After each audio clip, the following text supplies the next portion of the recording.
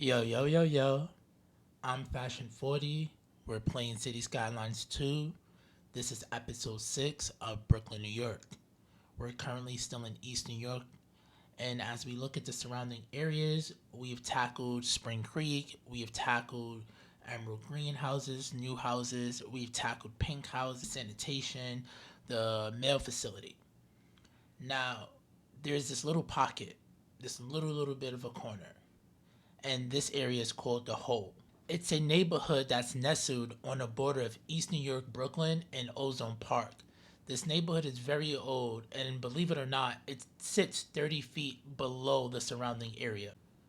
I've come across this neighborhood several times as I used to walk from Grant Avenue's A train station. I used to walk from my high school, Franklin K. Lane High School, so I was always on 75th Street or Drew Street. I'll look over at the neighborhood sometimes. I've walked through it once or twice, but in my days, it was pretty tarnished, mostly industrial, with tons of cars, buses, trucks being worked on. For the most part, it wasn't something I paid attention to. When I was a senior in high school, though, I read a daily news article, and in it, there was a report that several bodies were found in a vacant lot. FBI reports state that these bodies were buried in the late 1970s and early 1980s and were reported as mafia murder victims, and they were disposed of as a favor to the cruel John Gotti. There was one body discovered as early as 1981 by some neighborhood children.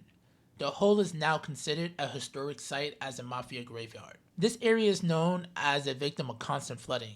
Not all of the neighborhood is connected to the New York City sewage system due to it being lower than the surrounding area and sewage systems relying on gravity. A lot of houses are built barely above the water table. Some of these houses are from the early 1920s. Plans for this neighborhood to be connected has been on the agenda for several years now, but it's priced about $100 million. And honestly, with 260 people that calls this place home, the city doesn't see it as a worthwhile expense. With no place to drain murky pools of water, it's now become the neighborhood's signature feature. Though the city is lacking in execution, a few years ago, a private developer purchased several acres of land that bordered the area and turned it into a shopping strip costing over $1 billion.